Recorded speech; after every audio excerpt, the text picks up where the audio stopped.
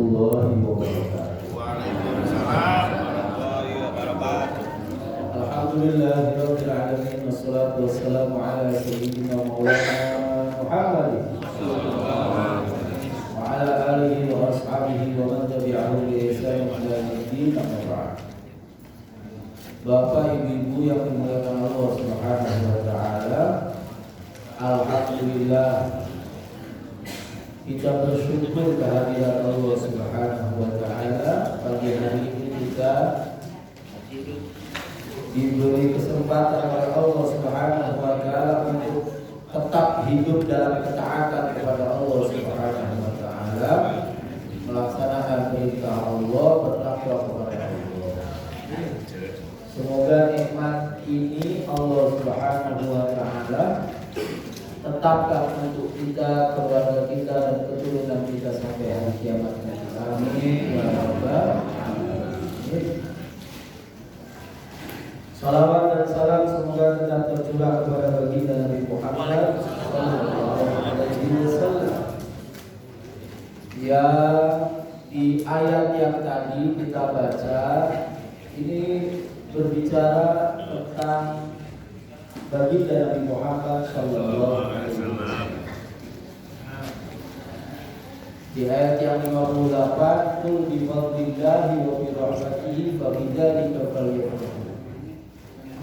Katakanlah Muhammad, dengan anugerah Allah, dengan rahmat Allah, fa bidzalika, maka yang dengan demikian itu falyafrahu, maka bergembira.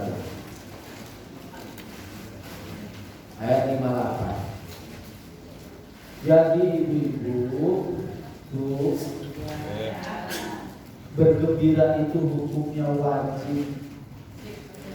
Minum aja. Susah sedih itu hukumnya dosa. Kalau berdasarkan ayat ini, bergembira itu wajib. Kita disuruh bergembira sama Allah. Harus gembira, semangat, gembira. Gembira, senang. Orang sedih bisa semangat. Ini harus gembira. Gembira meskipun uang belanja habis. Gembira Pak meskipun cicilan belum lunas. Pokoknya harus gembira. Kenapa harus gembira? Karena bifadlillahi wa birahmatihi. Karena anugerah Allah, fadlnya dari Allah, dan rahmat Allah Subhanahu wa ta'ala. Nah, apa anugerah Allah Subhanahu wa ta'ala itu? Apa rahmat Allah Subhanahu wa ta'ala itu? Ulama berbeda-beda pendapat. Di antaranya adalah fadlullah wa rahmatullah, itu adalah Al-Qur'an. Di antaranya lagi adalah ayat sebelumnya, yaitu mau'izatun mir rabbikum syifaa'un lima fis sudur hudan wa rahmatun lil mu'minin. Jadi petunjuk, rahmat, nasihat dari Allah di dalam Al-Qur'an, syifa, Al-Qur'an yang bisa membuat hati kita tenang. Itu adalah anugerah Allah Subhanahu wa ta'ala, adalah rahmat Allah Subhanahu wa ta'ala. Yang kedua, ada yang memahaminya anugerah dan rahmat Allah Subhanahu wa ta'ala itu adalah baginda Nabi Muhammad sallallahu alaihi wasallam. Tapi apapun itu, semua rahmat Allah, semua anugerah Allah dari mulai ujung rambut sampai ujung kaki, dikasihnya genap, dikasihnya simetris, dia matanya yang satu kanan sini, kiri sini, enggak, yang satu di atas, satu di bawah, enggak. Hidungnya lubangnya juga di bawah, di atas, enggak. Sawwa, sempurna. Itu adalah anugerah Allah Subhanahu wa ta'ala. Maka bergembira. Ciri orang-orang yang bersyukur itu adalah orang-orang yang gembira. Makanya di ayat bawahnya, ayat 60, Innallaha ladzu fadlin 'alan nas. Sesungguhnya Allah Subhanahu wa taala benar-benar telah melimpahkan anugerahnya kepada manusia, memiliki anugerah yang dilimpahkan kepada manusia, walakinna aktsarahum la yashkurun, tapi kebanyakan manusia enggak bersyukur. Makanya Nabi itu pernah bilang, tapi ini memang apa ya, kenyataan di masa itu. Kalau sekarang mungkin enggak, tapi pada masa itu faktanya begitu. Apa itu? Nabi pernah bilang begini, tasaddaqna, kamu perempuan sedekahlah. Fa inna aktsara ahli nar, karena sesungguhnya mayoritas penduduk neraka itu adalah perempuan. Tanya dong perempuan-perempuan itu sama Nabi, kenapa ya Rasul? Kenapa kami ini banyak menjadi penduduk neraka? Kata Nabi SAW, karena kalian yakfurnal ashirah, kalian itu nggak pernah bersyukur atau jarang mensyukuri keluarga, pemberian keluarga. Pada saat itu bukan di sini, bukan. Dulu istri-istri itu jarang mensyukuri pemberian suami. Jadi kalau terima pemberian suami, terima dari suami, itu dianggapnya ya biasa aja. Padahal itu adalah anugerah dari Allah lewat suami. Jadi dulu jarang tuh dapat dari suami. Alhamdulillah, makasih ya Pak, alhamdulillah. Dulu jarang yang begitu, terima aja, bahkan mengingkari. Jadi kalau ada keburukan satu, yang satu ini yang diingat nih. Sementara kebaikan yang jumlahnya mungkin ribuan itu dilupakan, diingkari. Nah itu yang jurnal asyir. Dulu ibu-ibunya begitu. Sekarang kalau suaminya bikin salah sedikit aja, itu yang diingat terus gitu. Baiknya nggak pernah diingat. Nah itu yang jurnal asyir. Nah kita berdasarkan ayat ini harus bergembira. Harus senang, karena senang itu ciri orang bersyukur. Ya, harus senantiasa bergembira. Mendingan kita makan ayam atau kambing kembuli, baca alhamdulillah, daripada makan tempe, baca astagfirullah inna lillahi.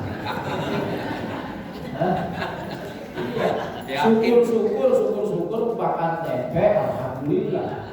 Tapi kan dia jarang gitu. Kebanyakan hari ini tempe mungkin masih alhamdulillah. Besok tempe udah berubah tuh astagfirullah. Tempe lagi. Besoknya tempe lagi indah. Tapi coba kalau makannya enak, tidurnya di tempat yang enak, yang empuk, alhamdulillah. Kalau tidur alhamdulillah. Kalau tidur di tempat yang keras, kalau tidur astagfirullah pada sakit badan. Nah, alhamdulillah. Nah itu kita perbanyak syukur supaya apa? Supaya kita ditambah nikmatnya oleh Allah Subhanahu wa taala. La in syakartum la azidannakum wa la in kafartum inna adzabi lasyadid. Baik, kita lanjutkan pengajian kita. Yang syukur ya Bu. Alhamdulillah. Pokoknya senantiasa alhamdulillah, nanti nikmatnya ditambah oleh Allah Subhanahu wa taala. Qala al-mu'allif rahimahullahu ta'ala wa nafa'ana Allah bi'ulumihi amin. Kita baca Fatihah dulu untuk kedua orang tua kita, kita semuanya sampai kepada baginda Nabi Muhammad sallallahu alaihi wasallam, khusus kami tahu ya Al-Fatihah.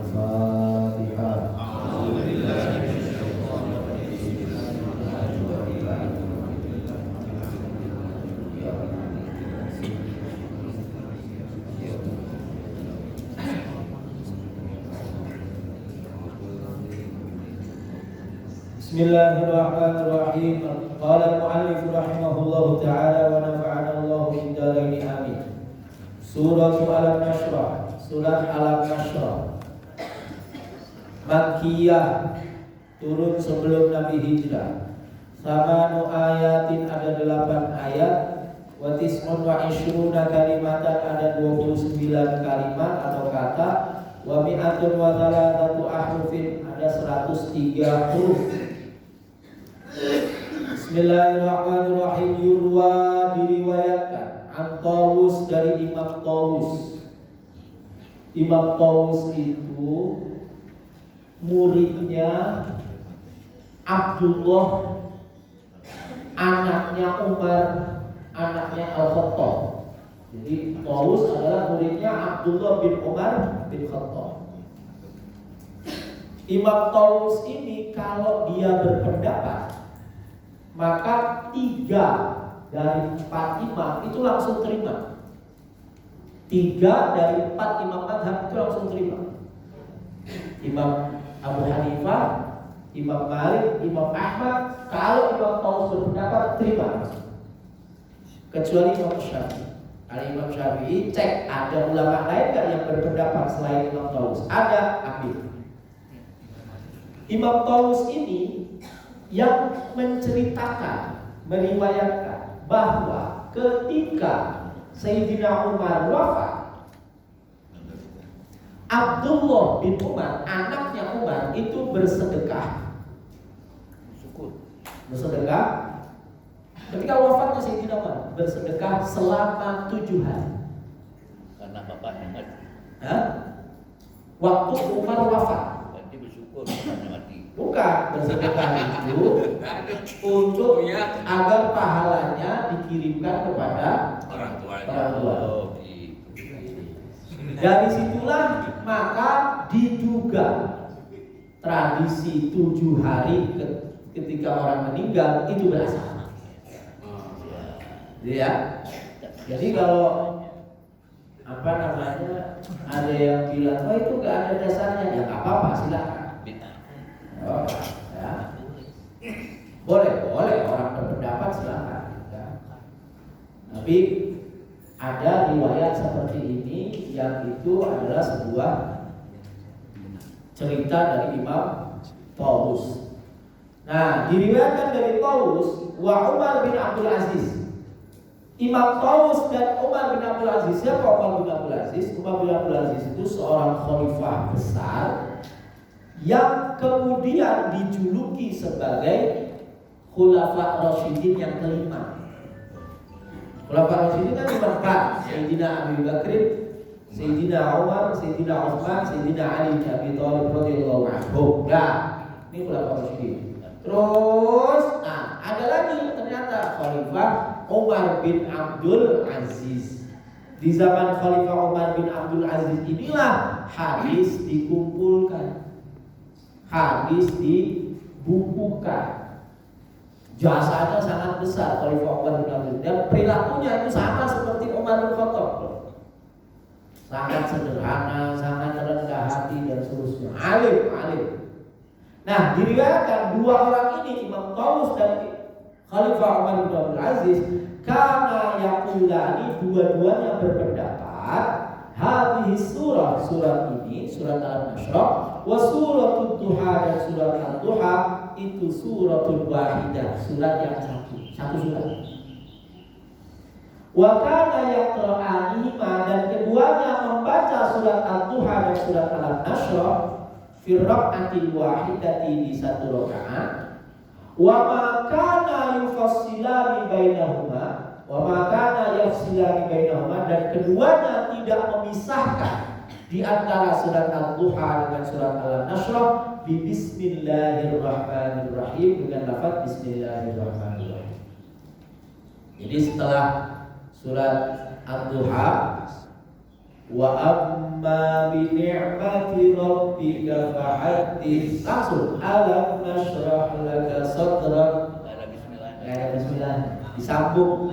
Mereka berpendapat ini 1 surat. Memang secara makna itu seperti 1 surat ya. Nah,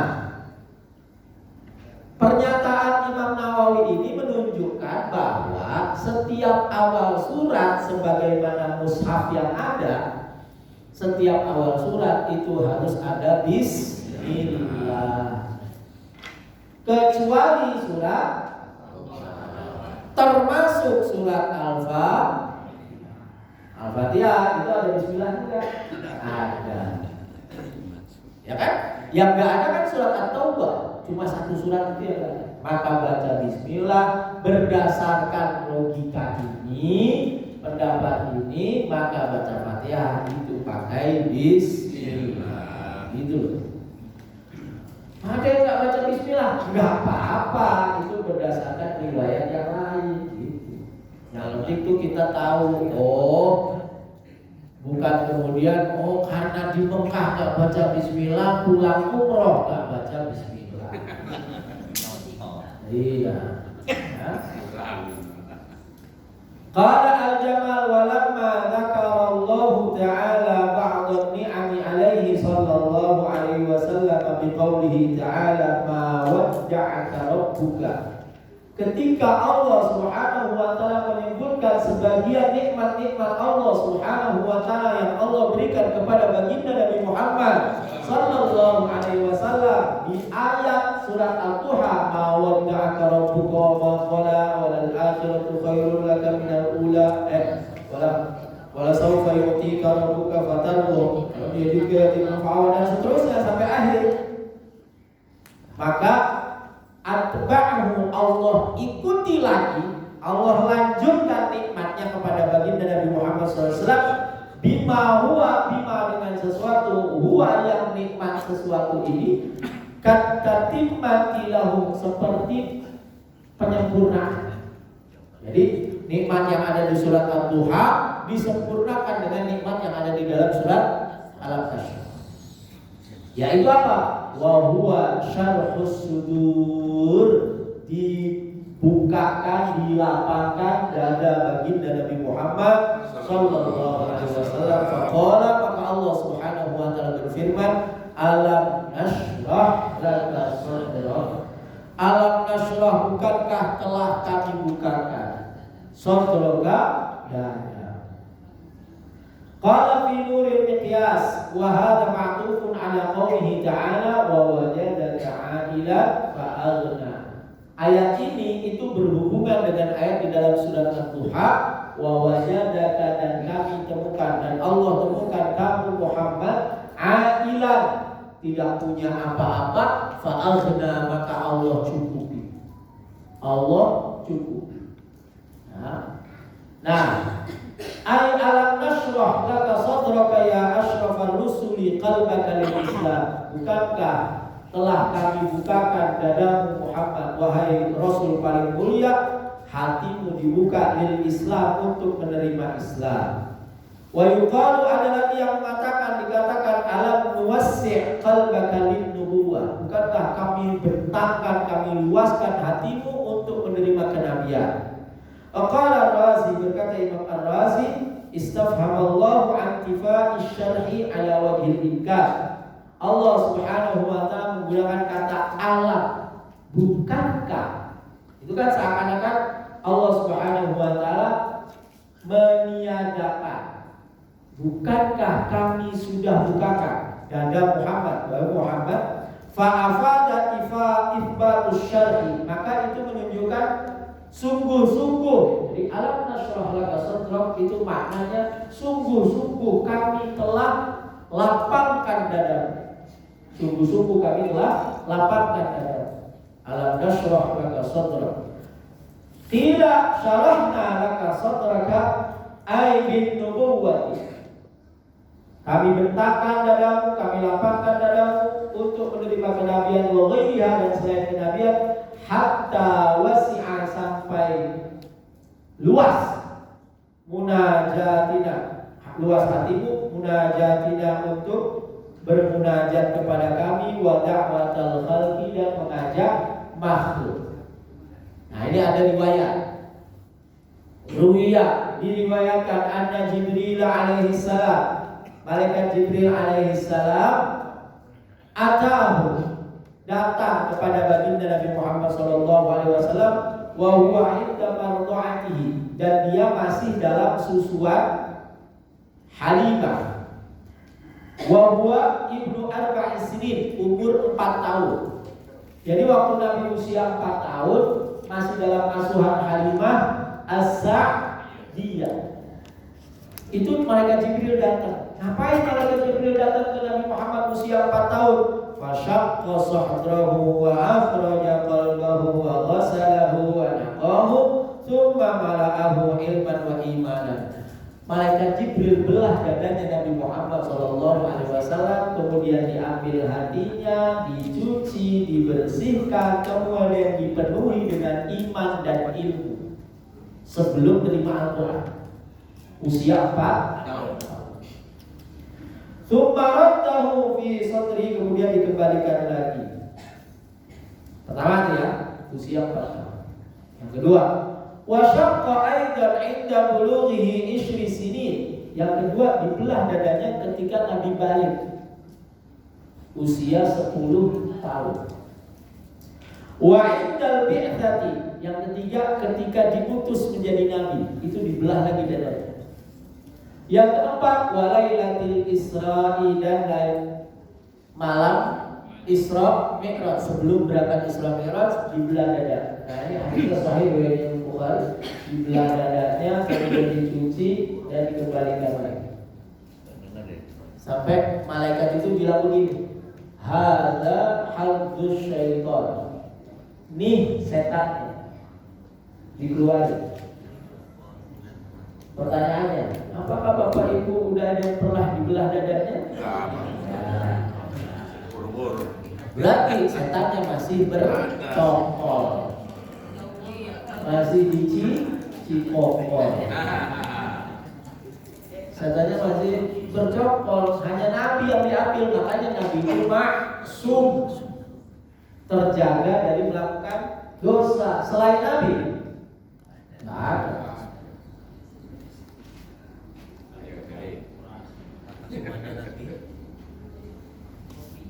Enak begitu. Ini Pak, alhamdulillah biasa aja. Biasa tuh Buya. Famarratu syaqi arba'un ala sahih. Maka kata Imam Nawawi 4 kali, yang benar 4 kali. Ada yang mengatakan 2 kali, ada yang 3 kali, 4 kali. Wa inna ma, kenapa kok alam nasrah laka sadra? Kenapa yang dibentangkan itu dada, bukan alam nasrah laka qalba? Kenapa kok tidak kami lapangkan hatimu tapi dadamu? Kata Imam Nawawi, li'annahu ay wa inna ma dzukira sadru li'annahu mahallul waswasah. Karena sesungguhnya dada ini adalah tempatnya waswas.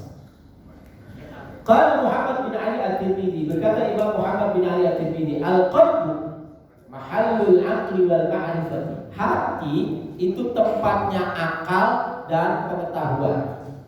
Wa huwa alladhi yaqsuduhu syaitan, dan hati itu adalah tujuannya setan. Setan itu tempat tujuan yang dia tuju itu adalah hati. Fasyaitanu yaji'u ila sadri. Jadi setan itu mau datang ke hati lewat dada. Ya. Alladhi huwa hisnul qalbi, dan dada ini adalah bentengnya hati. Fa idza wajada maslakan, kalau dia temukan saja celah, nazala fihi huwa wa junduhu, masuklah dia dan tentaranya ke dalam dada ini. Wa batta fihi al-humuma wal humuma wal hirsa, langsung tuh dia tebar. Setan itu menebar apa? Al-humum, kerupakan, kesulitan. Wal humum, kegundahan.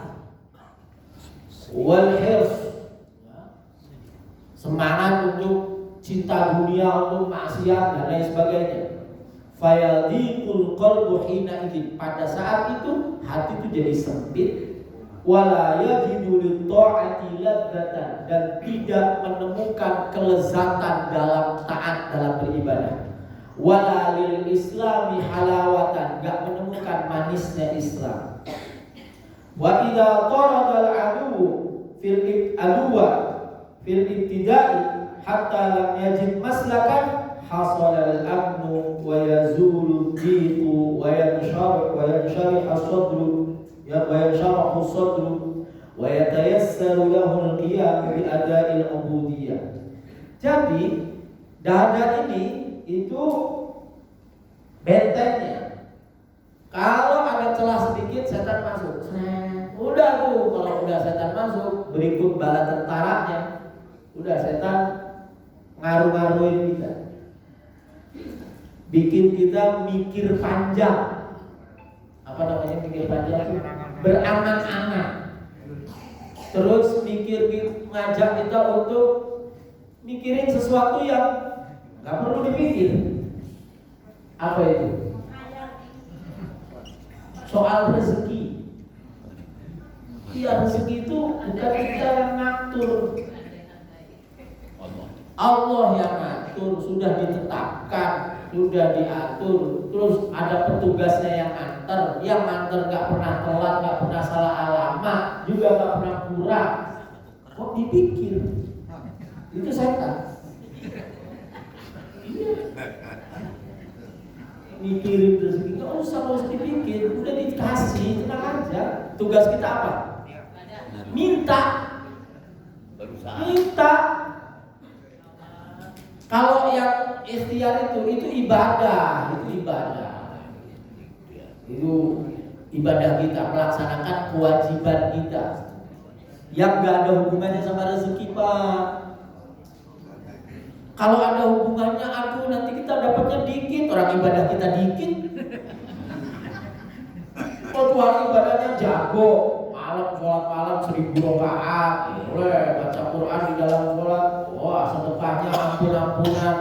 Enggak, ibadah kita dikit, bukan dikit lagi. Dikit banget ibadahnya, terus mau menggantungkan ibadahnya itu pada rezekinya atau rezekinya digantungkan pada ibadahnya. Aduh, jangan. Nggak klop. Udah pokoknya ibadah itu urusan kita, rezeki urusan Allah, nggak ada hubungannya. Tugas kita minta. Ya Allah, saya mau rezeki yang banyak, yang memang engkau pantas memberinya, karena engkau adalah zat yang maha memberi. Jangan karena kepantasan aku, jangan. Malaisa manahnu ahlur, jangan. Jangan karena ukur kepantasan kita. Wah, kalau diukur kepantasan kita, pantasnya kita dapatnya tempe bongkrek ya kan? Oh, subuhnya begitu mau minta ayam. Hah? Bu. Jadi kita ibadah mah ibadah aja, itu urusan kita. Yang bagus ibadahnya, minta ridhonya Allah, Allah senang. Nah, di situ kita minta sama Allah. Ya Allah, saya lagi pengen ini, pengen itu gitu aja, yang nggak ada urusannya. Suatu saat boleh kita nyebut ibadah, boleh. Suatu saat lagi kepepet, boleh. Yang seperti cerita 3 orang yang terjebak di dalam gua itu. Boleh. Itu namanya tawassul. Namanya apa? Tawassul dengan amal. Maka kita boleh bertawasul dengan orang, karena orang, apalagi orangnya itu orang suci, yaitu baginda Nabi Muhammad. Ya Allah, demi kemuliaan Nabi Muhammad, demi kemuliaan kekasihmu Muhammad, demi kemuliaan Rasulmu Muhammad, saya lagi pengen Innovazen, boleh. Itu minta aja, jangan nggak minta. Kalau kita nggak minta, itu menunjukkan kita apa? Minta yang banyak, minta yang sering. Ya. Nah, itu setan tuh, wah bikin kita susah gundah gulana. Tapi kalau kita tutup, itu dia nggak bisa ngapa-ngapain. Ya. kita aman ibadahnya, hilang kesusahannya, terus mudah melaksanakan ibadah. Jadi kalau orang kok susah ibadah, males ibadah, males silaturahim, ya itu setannya udah sampai ke darah, menjerodam, iya ke aliran darah, jangan sama apa-apain. Kalau mengeluarkan Alam nashrah laka sadrak, alam nashrah laka tanbihan ala anna manafi'ar risalati a'idatun ilaihi sallallahu alaihi wasallam. Ka'annahu ta'ala qala innama syarahna sadraka li ajlika la li ajli. Alam nashrah laka, kami bukakan. Kan mestinya enggak usah pakai laka, udah cukup. Kami bukakan dadamu. Alam nashrah sadraka, sudah ada, cukup. Tapi Allah kasih laka, kami bukakan untukmu. Sadraka. Artinya apa? Bahwa manfaat yang Nabi terima dari dibukakan dadanya itu adalah kembali kepada Nabi Muhammad SAW. Semua manfaat yang kita terima dari Allah Subhanahu wa taala, yaitu semua nikmat yang Allah berikan kepada kita, kembalinya ke kita. Allah enggak terima. Allah enggak dapat pengaruh sedikit pun dari apapun yang kita lakukan, apapun yang terjadi pada kita. Tidak menambah sedikit pun kemuliaan Allah, tidak mengurangi sedikit pun keagungan Allah. Jadi ini semuanya taat, seluruh makhluk Allah taat, enggak ngefek, enggak berpengaruh. Semuanya durhaka, semuanya enggak ada yang iman satupun, itu juga enggak berpengaruh. Kalau kita kan pengaruh, ya kan, makin banyak orang yang suka sama kita, banyak pengikut kita, kitanya makin senang. Makin dikit, kok nggak ada yang nemenin saya ya sekampung, makin susah, ya kan? Oh pakai Allah, pakai modelnya Allah, banyak sedikit, nggak ada urusan. Tidak masalah, urusan saya sama Allah. Itu, ya, situ mau senyumin balik, yaitu urusan situ sama Allah.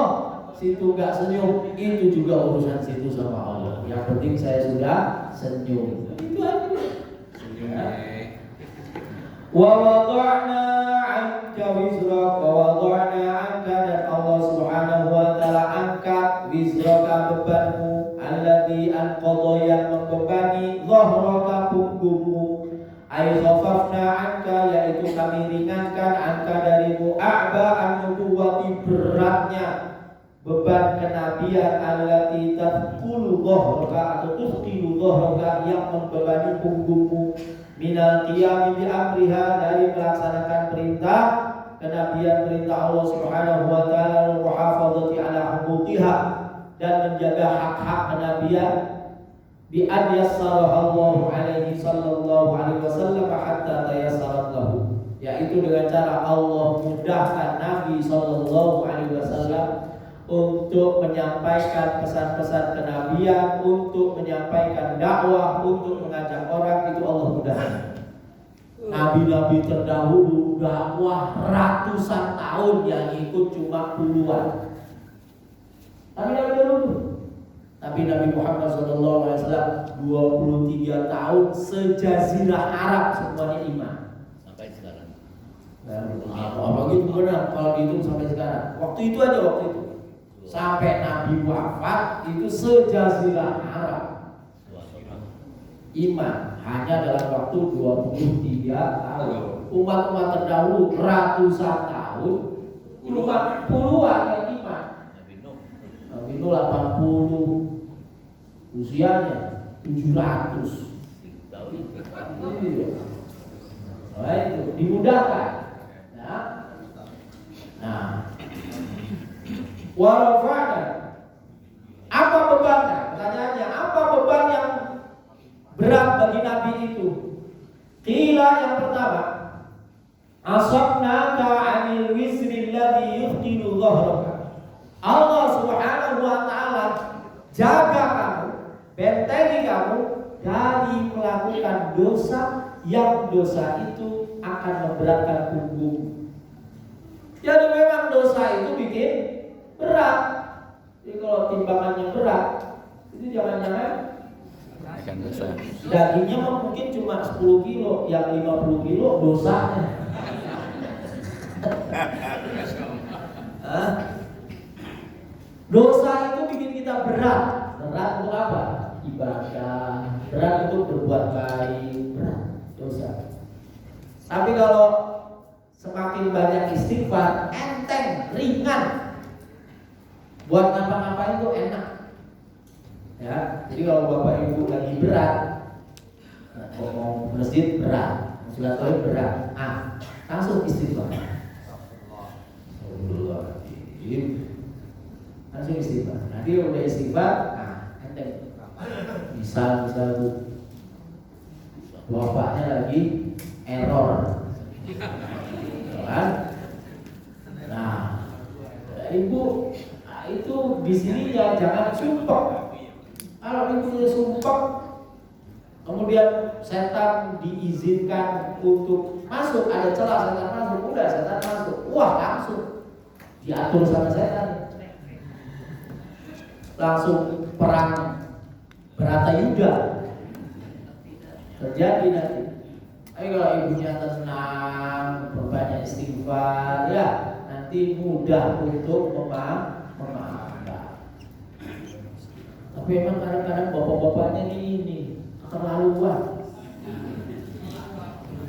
Ya baru semalam saya dapat cerita salah satu mahasiswi saya, alumni lama, dia udah nikah. Suaminya itu ditugaskan di Manado. Oh, banyak. Suaminya ditugaskan di Manado. Banyak godaan itu kan. Di sana asal melakukan semua yang dilarang. Iya. Mabuk, zina, ke gereja. Padahal sebelum ke sana itu muslim yang taat. Oh bisa gitu. Nah itu karena Godaan. lingkungan. Godaan. Imannya kurang kuat. Nah istrinya lapor, saya harus gimana? Yang pertama satu, Bentengnya kuat. ajak pulang. Kalau perlu resign. Kalau ternyata di sana menyebabkan dia justru jauh dari Allah. Baik. Kalau perlu resign. Yang kedua, kalau nggak mau ya sudah tinggalkan. Cari imam, cari pendamping yang baik. Ini penting. Ya kamu betul di dalam Al-Quran itu ada cerita Asia. Dia punya suami Firaun. Itu. Tapi kamu bukan Asia. Dan juga asuh Nabi Musa. Kasihan anak-anakmu. Udah, dengan cari yang kamu banyak yang mau. Iya, cantik anaknya. Banyak yang mau. Jangan khawatir untuk dijaga. Banyak yang mau.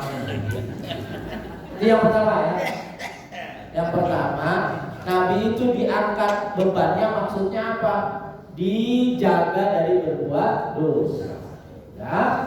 Yang kedua, waqila la in kana nuzulu surati ba'da mauti Abi Thalib wa Khadijah falaqad kana firaquhuma alaihi wizran 'azima. Yang dimaksud dengan beban itu adalah wafatnya Sayyidina Abi Thalib dan Sayyidatuna Khadijah.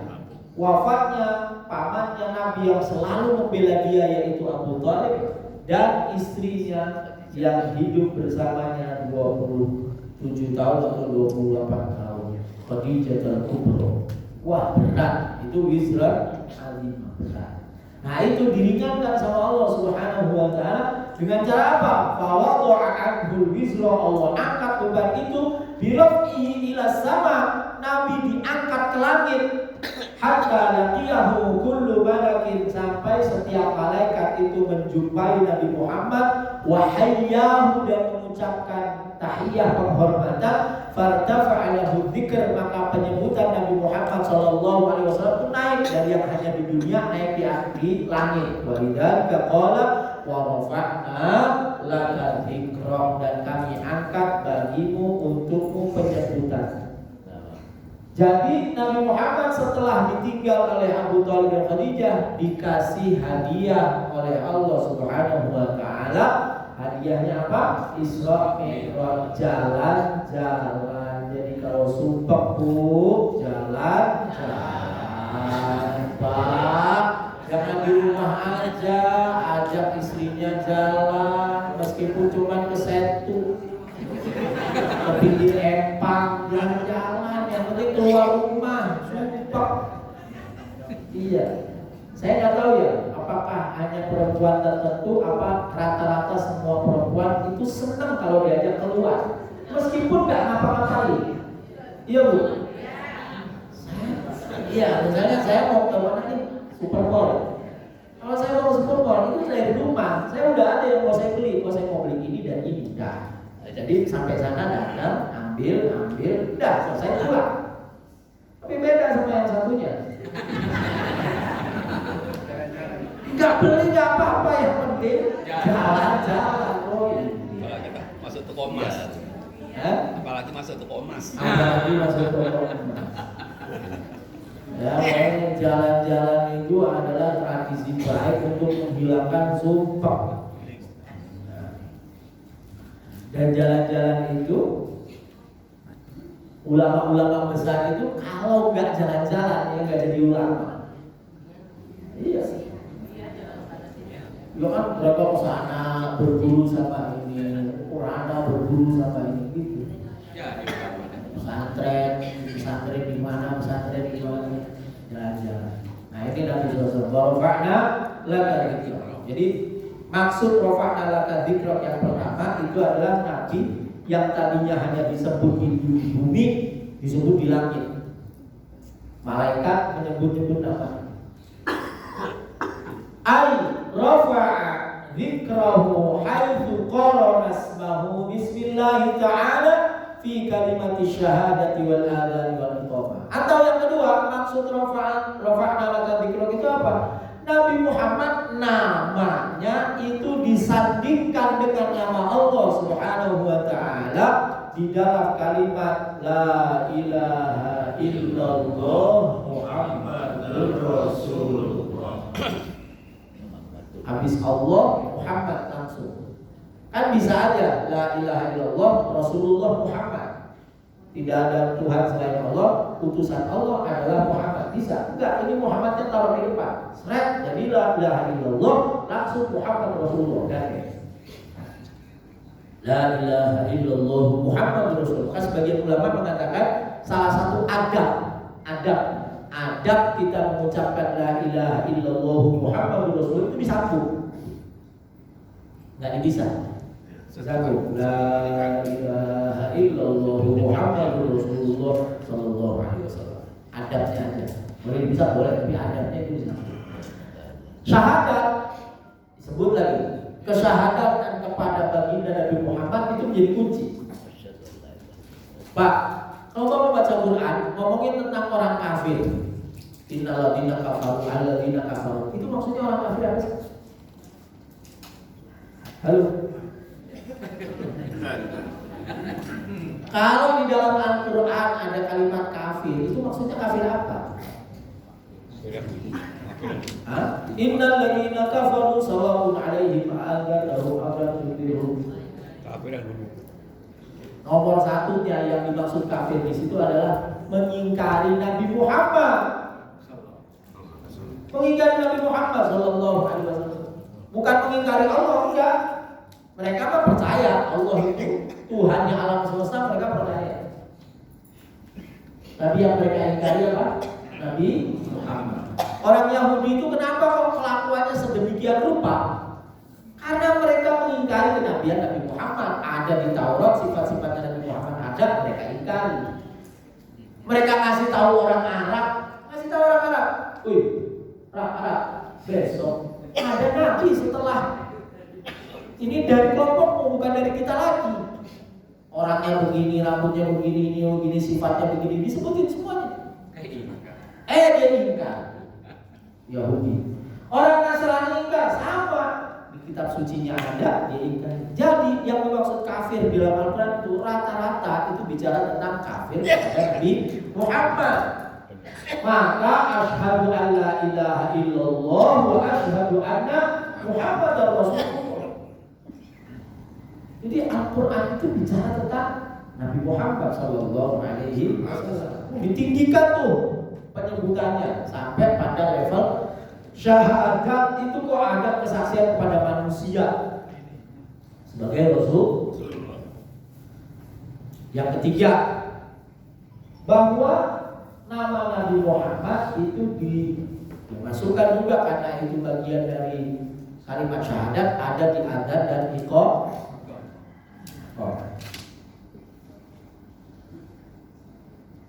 Kemudian yang keempat, wa ja'ala ta'atahu min ta'atihi ta'ala. Allah jadikan ketaatan kepada Nabi Muhammad itu sebagai bagian dari ketaatan kepada Allah. Enggak taat sama Nabi Muhammad, ya enggak taat kepada Allah. Gampangnya begitu. Nah, itu kan enggak ada kayak gitu. Orang diperlakukan kayak gitu selain baginda Nabi Muhammad SAW. Lalu wa shalla alaihi huwa wa malaikatuhu wa amara al-mu'minina bis-salati alaihi wa summiya Rasulullah wa nabiyullah. Dan Allah kemudian memberikan rahmat ta'zimnya dengan sholawat, malaikat bersolawat, lalu Allah memerintahkan orang beriman untuk bersolawat. Makanya ketika ayat innallaha wa malaikatahu yusholluna 'alan nabi ya ayyuhalladzina amanu shollu 'alaihi wa sallimu taslima, itu Nabi tersenyum. Ditanya sama sahabat, kok tiba-tiba Nabi kamu tersenyum, ada apa? Barusan turun ayat innallaha wa malaikatahu ya ayyuhalladzina amanu shollu 'alaihi wa sallimu. Jadi kalau kita bersolawat, itu yang kita bayangkan Nabi tersenyum. Senang. Kalau kita bersolawat itu kita membayangkan Nabi itu senang. Nyenengin Nabi Muhammad sallallahu alaihi wasallam sebagaimana Allah menggembirakan Nabi Muhammad dengan ayat ini. Kita ikut menggembirakan baginda Nabi Muhammad sallallahu alaihi wasallam.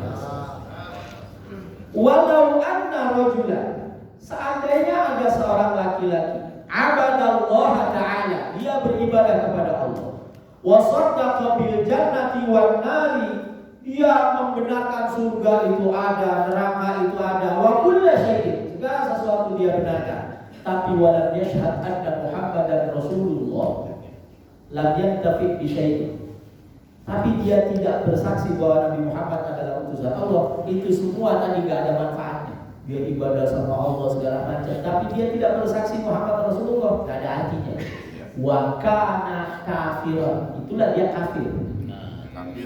Ya, jadi kafir itu apa maksudnya? Kafir itu karena mengingkari Nabi Muhammad gitu.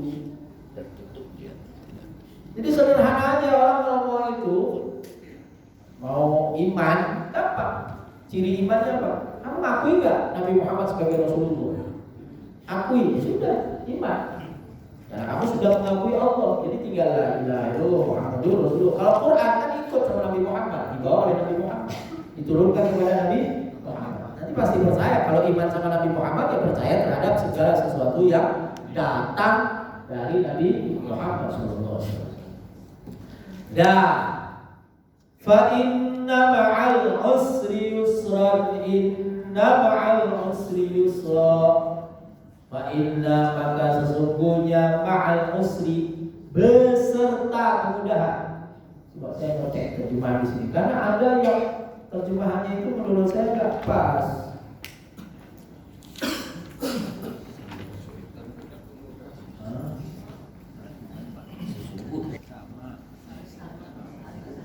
Bersama kesulitan, karena ada terjemahan yang setelah kesulitan, ada setelah, bersama. Inna ma'al usri yusra, fa'al fil usri al-awwal lil ahdi al-huduri wa fil thani lil ahdi al-dhikri, fal usru wahidun wa huwa al-usru alladhi kanu fihi, huwa wa tankiru yusran litafkhimi ka'annahu qila inna ma'al usri yusran 'aziman wa yusran kabiran fatanawala yusrud daraini walidzalika qala sallallahu alaihi wasallam walladzi nafsi biyadihi law kana al-usru fi juhrin dabbin la tabi'ahu yusru hatta yakhrujuhu lan yakhliba usrun yusrain. Jadi kalimat inna ma'al usri yusra fa inna ma'al usri yusra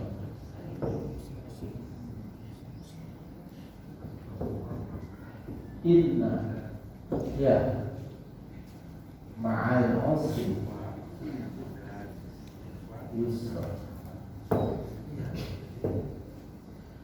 Ini kan ada dua, ini usr, ini juga usr. Kata ulama, usr yang ini sama usr yang ini eta-eta sama satu. Jadi ini adalah satu kesulitan. Sementara yusran yang ini dengan yusran yang ini beda. Ini user 1, ini user 2. Kalau ini tetap 1. Jadi setiap satu kemudahan itu ada dua. Setiap satu kesulitan ada dua kemudahan. Dua. Yang kata Imam Nawawi, yang satu itu kemudahan yang besar, yang satu kemudahan yang sempurna.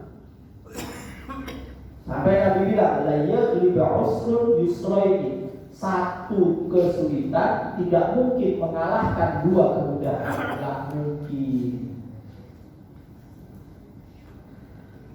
Dan ini beserta beserta. Jadi kalau Bapak Ibu lagi kesulitan, itu pada hakikatnya sudah Allah sertakan dua kemudahan. Masalahnya apa? Masalahnya apa, Bu? Masalahnya ibu gak tahu, ibu gak lihat. Kan gitu. Iya. Kalau Nabi Musa, contoh Nabi Musa kan kesulitan tuh.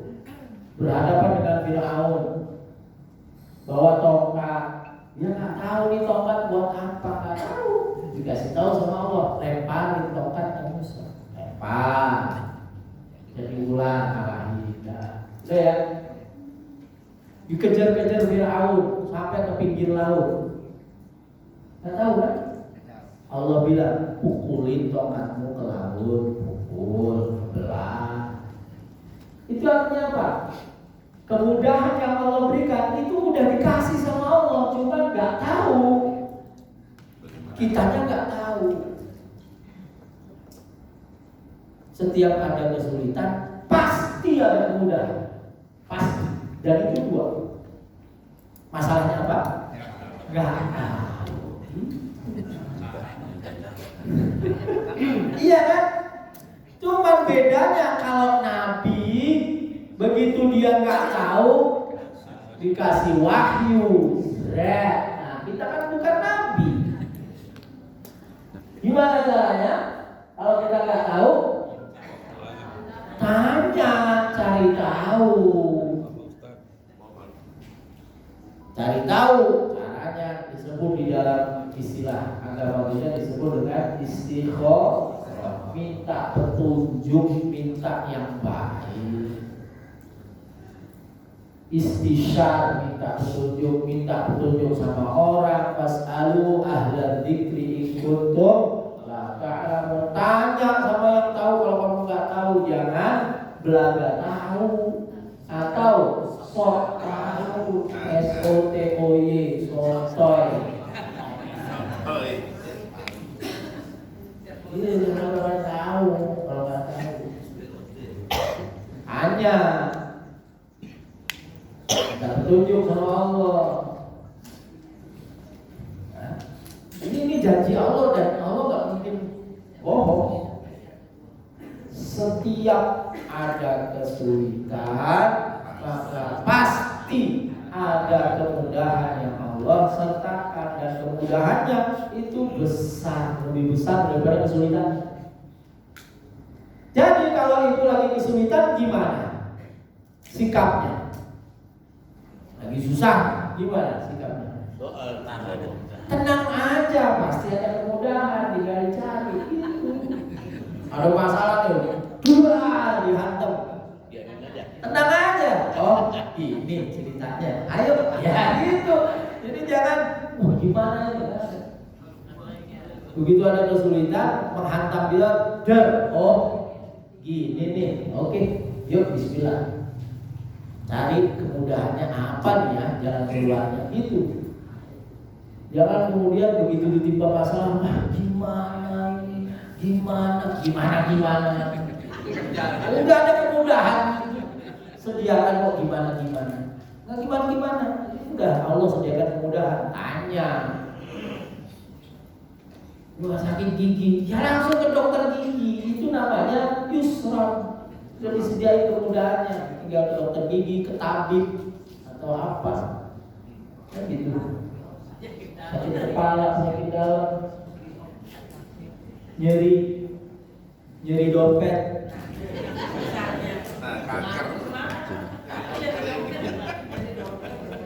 Ya.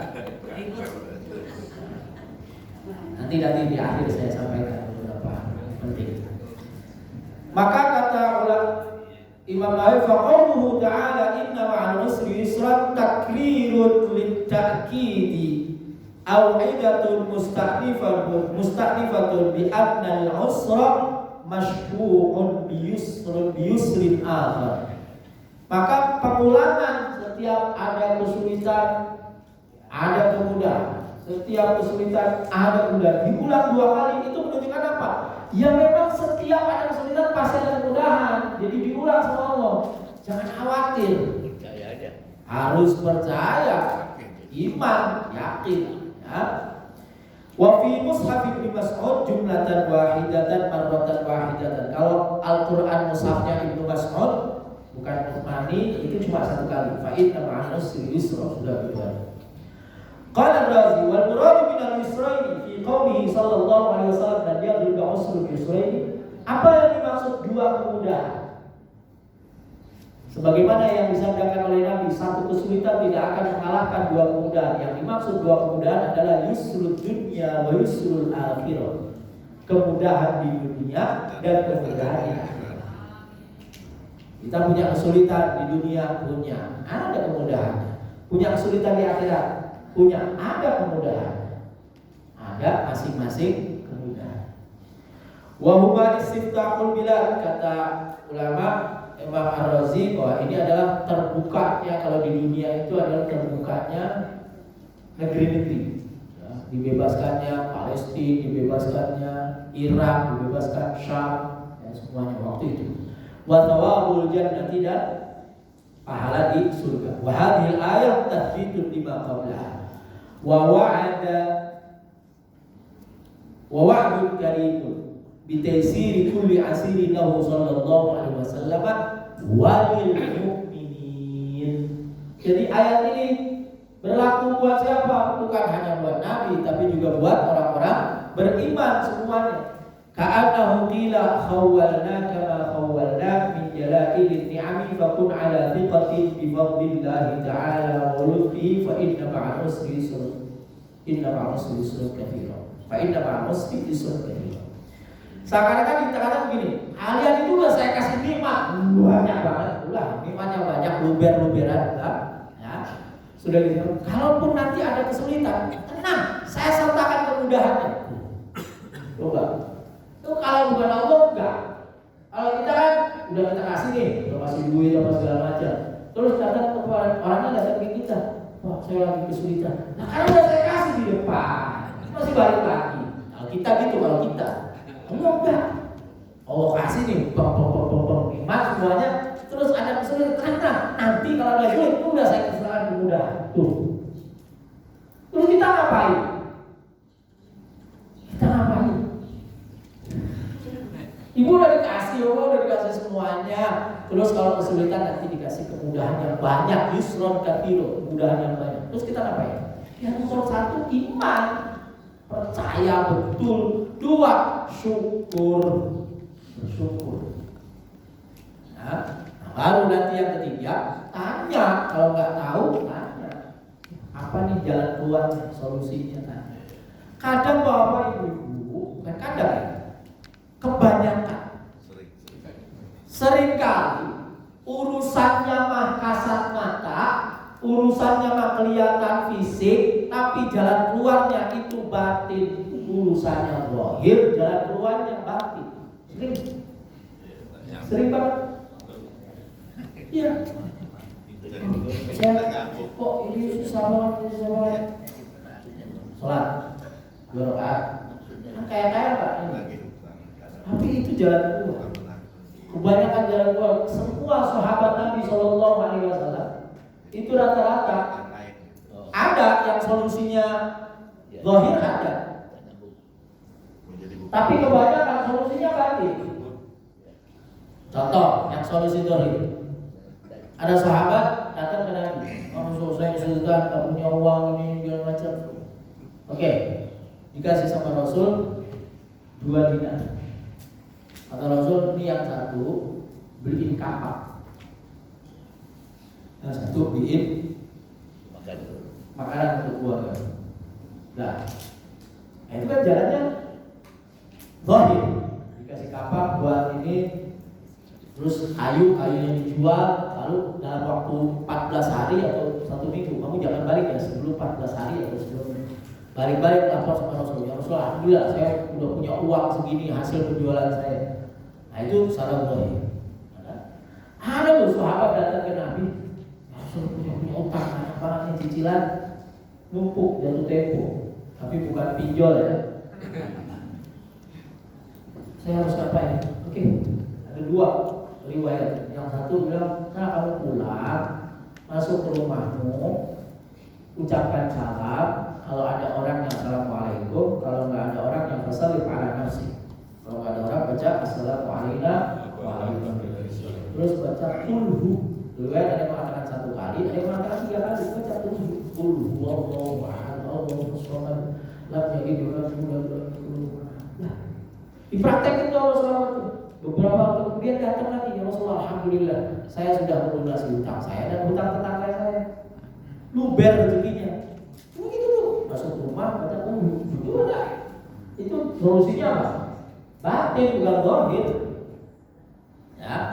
Nah, jadi maksudnya apa? Ketika tadi kita mengatakan bahwa ada kemudahannya itu bisa jadi zahir, bisa jadi batin. Kita ngapain? Ya lakukan aja dua-duanya. Zahir hayo, batin. Jangan cuma zahir aja. Atau jangan cuma batin. Ya. Nah, fa idza faraghta fansab wa ila rabbika. Fa idza faraghta, kalau kamu sudah selesai min ibadatin, dari satu ibadah, fa'atbi'ha, maka ikutilah ibadah yang tadi bi ibadatin ukhra, dengan ibadah yang lain. Bi atwa sila baina ba'dil ibadati wa ba'din, agar antara ibadah yang satu dengan ibadah yang lain itu nyambung. Wa alla tufalliya waqtan min awqatika minha, dan agar tidak sepi waktu-waktumu dari ibadah, senantiasa melaksanakan ibadah. Qala Qatadah wa Dhahhak wa Muqatil. Jadi maksud yang pertama fa idza faraghta fansab apa? Pokoknya habis ibadah yang satu lakukan yang lain. Jangan enggak ngapa-ngapain. Sayyidina Umar itu enggak suka kalau ada orang enggak melakukan perbuatan akhirat, enggak melakukan perbuatan dunia. Ngapain? Jangan, kata Sayyidina Umar, udah pokoknya berbuat apa kek? Tuh ya. Habis masak beberes, habis beberes rebahan apa? Selonjoran sambil merajut, Apa ya kalau dikit boleh, ngerajut boleh gitu. Ini jangan ngapain. Nah, tapi kata Imam Qatadah atau Hamdan Muqatil, idza faragta minas shalatil maktubati, kalau kamu selesai melakukan salat lima waktu, fa'ad, maka lelahkanlah dirimu fi du'a, di dalam doa.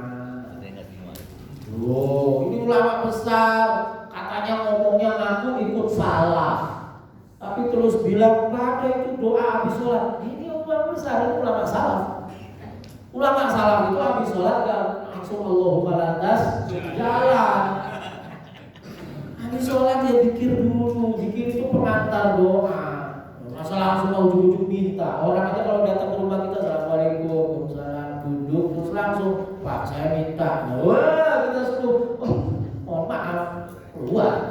Tapi kan kalau dia ngobrol dulu, ini lukisan bagus nih. Puji dulu. Ada lukisan apa?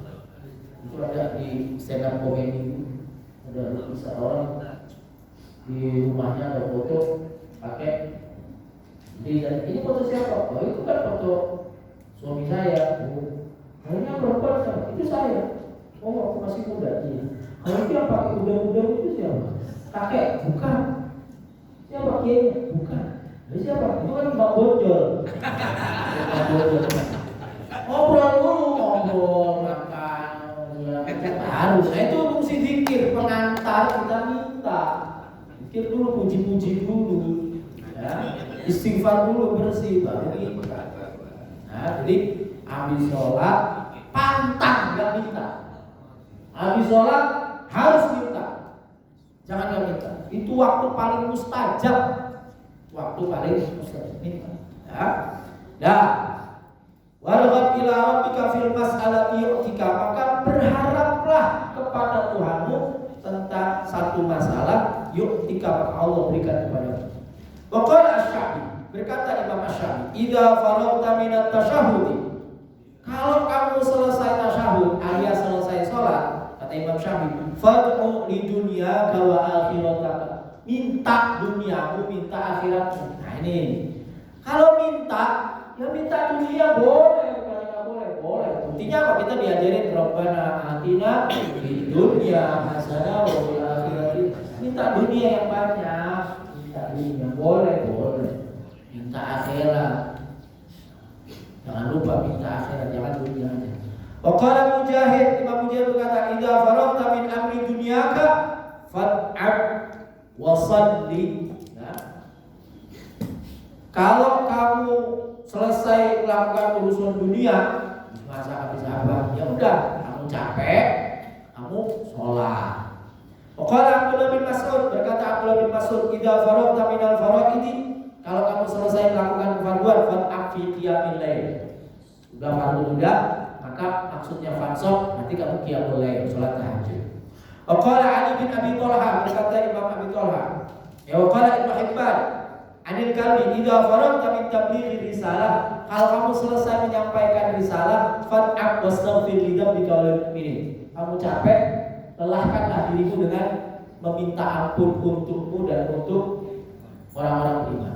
Wa qala Ali bin Abi Thalib, idza kunta sahihan faj'al faraghaka ta'ban bil ibadah. Kalau kamu sehat, maka jadikan sehatmu itu, luangmu itu untuk berpayah-payah dalam ibadah, berlelah-lelah dalam ibadah. Qala Umar bin Khattab radhiyallahu anhu, inni akrahu, kata Umar tadi saya bilang, saya tuh enggak suka apa? An aro ahadakum, saya melihat salah seorang di antara kalian farighan, nganggur, enggak ngapa-ngapain, la fi amali dunya wa la fi amali akhirah, enggak ngerjain urusan dunia, enggak juga ngerjain urusan akhirat. Apa bahasa sekarang? Rebahan, mager, mager. Rebahan. Enggak boleh mager. Umumnya apa kek dilakuin. Wa ila rabbika farghab, dan hanya kepada Tuhanmu farghab, berharaplah. Ai ila rabbika, hanya kepada Tuhanmu, farfa hawaijaka, angkat mintalah kebutuhanmu, waj'al, dan jadikanlah rubbataka ilaihi khususan, dan jadikanlah harapanmu kepada Allah itu khusus hanya kepada Allah. Wala tas'al, jangan minta illa fadlahu, kecuali anugerahnya. Mutawakkilan alaihi, tawakal, pasrah kepada Allah.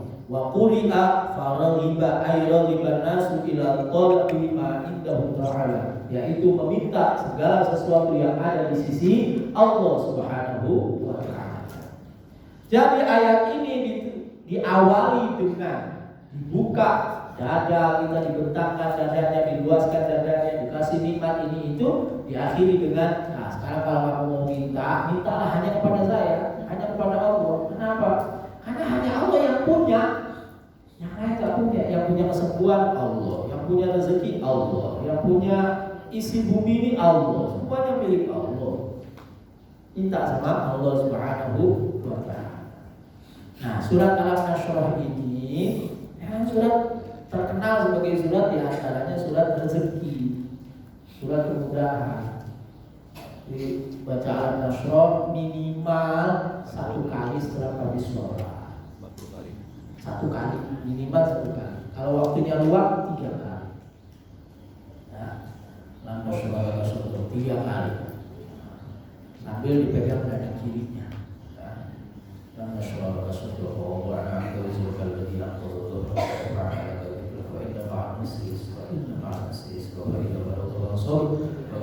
bika min dan kalau baca sholat subuh, qobliyah subuh, sholat sunnah fajar itu rakaat pertama Al-Nashrah, rakaat kedua Al-Taro. Nanti sholat subuhnya juga gitu, Al-Nashrah.